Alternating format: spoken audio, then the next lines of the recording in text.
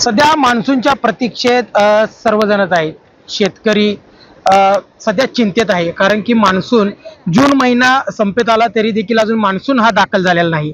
आता आपण सध्या आहोत सांगलीच्या या कृष्णा नदी घाटावरती. आपण पाहू शकतो या ठिकाणी की पाण्याची पातळी मोठ्या प्रमाणात पाणी पातळीमध्ये घट होताना या ठिकाणी दिसून येत आहे. आताच पाटबंधाऱ्याने एक आदेश पारित केलेला आहे की कृष्णा नदीतले जे पाणी आहे ते आता शेतीसाठी वापरता येणार नाही. त्यासाठी त्यांनी एक नोटीसद्वारे शेतकऱ्यांना कळवण्यात देखील आलेलं आहे. त्याचबरोबर ज्या मोटरी पाण्यामध्ये सोडण्यात आल्या होत्या त्या मोटरींचे आता विद्युत कनेक्शन देखील आता बंद करण्यात आलेलं आहे, जेणेकरून या पाण्याचा वापर फक्त पिण्यासाठीच केला जावा असं आव्हान आता या ठिकाणी करण्यात आलेलं आहे. कारण की आपण जर पाहिलं तर गेल्या 15 दिवसापासून पाऊस एकदाही सांगलीमध्ये म्हणावा तसा झालेला नाही किंवा कोयनेत देखील पाऊस त्या पद्धतीनं पडला नाही. त्यामुळे आता सांगलीची कृष्णा नदी सध्या आटताना दिसत आहे आणि ही शेतकऱ्यांसाठी ही चिंतेची बाब आता म्हणावी लागत आहे.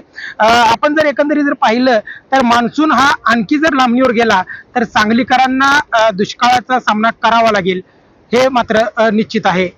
स्वप्नील एरंडोलीकर, LS मराठी, सांगली.